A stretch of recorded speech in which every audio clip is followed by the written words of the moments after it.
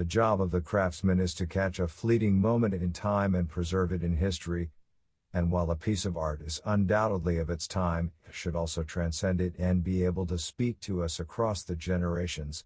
One of the greatest examples of this is the craftsmanship and art of ancient Egypt. Egypt is acknowledged as having one of the most well-established and prosperous civilizations on Earth, and its artifacts have stood the test of time.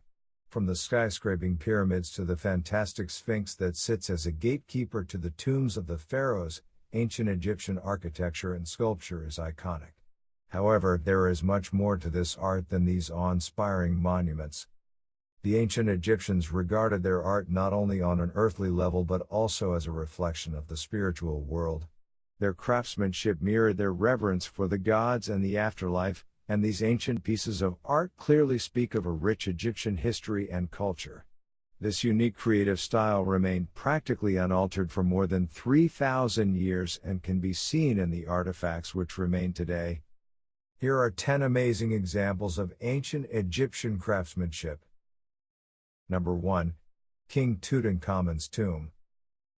The glorious tomb of King Tutankhamun is a lot smaller than many of the other pharaohs' tombs, yet no less splendid.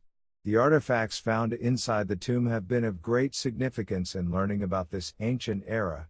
One of the most precious things discovered were the king's throne and his golden mask. Excavating the tomb was a long and painstaking process, and around 3,500 individual artifacts were uncovered. Tutankhamun's tomb was unusual in that it was discovered with his mummy intact in the burial chamber. Number 2. Throne of Tutankhamun, 14th century BC. The Golden Throne was found in 1922 by the British archaeologist Howard Carter during the excavation of Tutankhamun's tomb, one of the few in the Valley of the Kings not to have been looted. The magnificent throne shows the reverence the people had for their pharaohs, and its splendor and fine craftsmanship makes it a rare and precious find.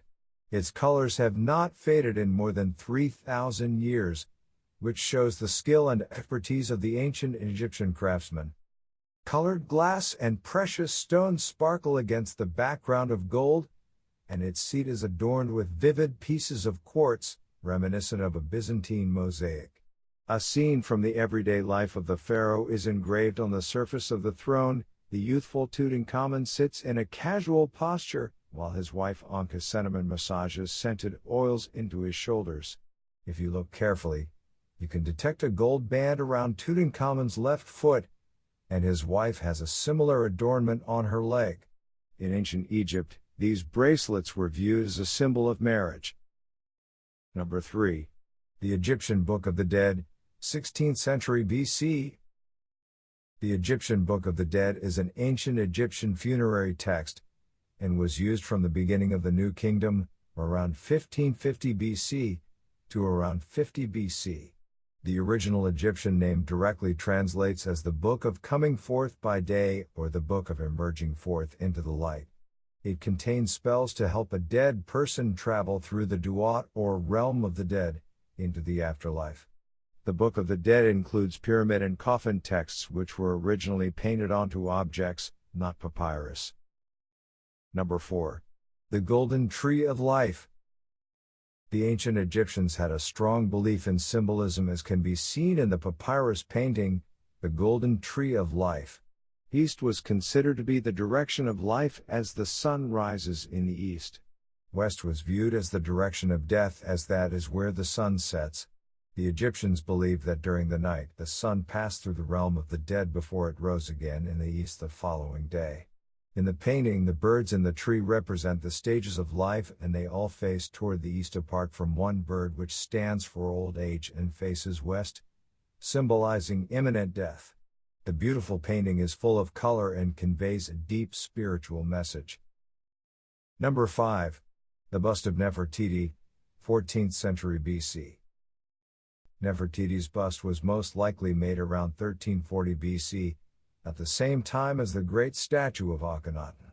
It weighs 20 kilograms and is life-sized, cut from a single square of limestone. The idea of a royal likeness was not uncommon in ancient Egyptian culture. Egypt's temples and palaces are brimming with them.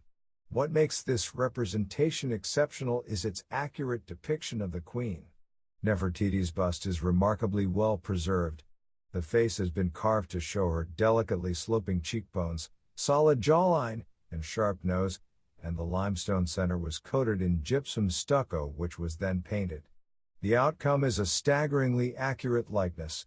The bust shows her dark-colored skin, red lips, jewelry, and crown. The eyes are set with gemstones and fixed with beeswax. Number 6. Canopic jars.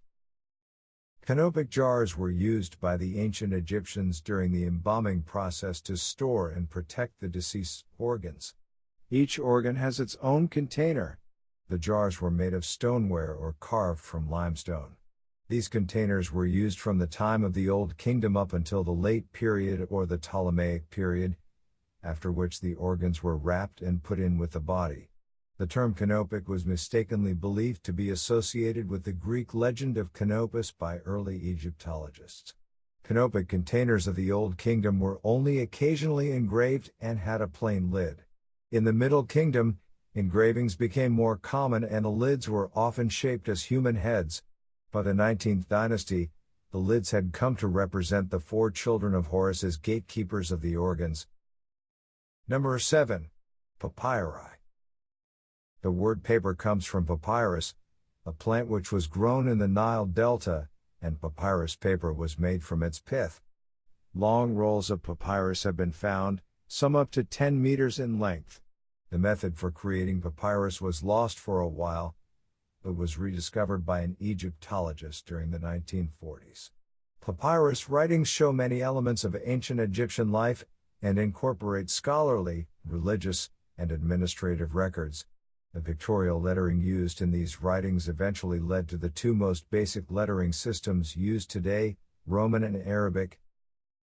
Number 8. Khufu's statue, 26th century BC. Khufu's statue was found in 1903 by W.F. Petrie in Abydos. It is 7.5 centimeters high and the beautiful carving of the king's face can still be clearly seen. The cartouche on the left-hand side of the throne, beside the ruler's leg, is no longer readable, but the reference to Horus on the right-hand side shows Khufu's importance and the godlike status attributed to the pharaohs. This little statue is now on show in the Egyptian Museum in Cairo. Number 9. Statue of Cleopatra VII Philopator, 1st century BC. This carefully crafted statue is rare, and is one of the most valuable ancient Egyptian artifacts to be found. It is one of only 7 known statues of the most acclaimed ruler of Egypt, Cleopatra VII. Cleopatra VII was born into a Macedonian family called the Ptolemies, who were well known for their vicious infighting. Matricide, patricide, and fratricide were commonplace, and Cleopatra VII was no exception. She had several relatives murdered in her quest for power. She is shown as a great Egyptian, presumably to remind the Romans of her royal ancestry, but her face has been carved in the Greco-Roman style. The statue is famous for its rare triple uraeus, or cobra, image on Cleopatra's forehead.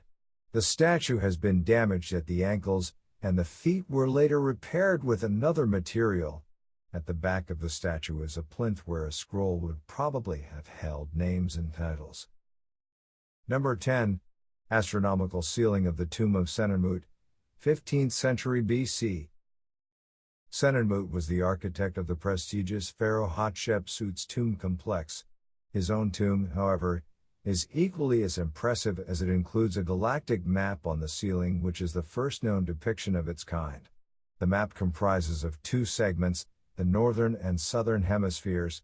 The northern hemisphere shows the Egyptian lunar cycles and well-known constellations, while the southern segment records the stars and planets which are visible to the naked eye. Interestingly, Mars is missing. Spanning 5,000 years, ancient Egyptian art shows a style and craftsmanship which remained relatively unchanged with little cultural influence outside the Nile Valley. From depictions of ancient wars to the symbolic portrayal of old religions, ceremonies, and divinities, the antiquities of ancient Egypt have stood the test of time and many have survived into the present day, allowing us an insight into one of the oldest civilizations ever known.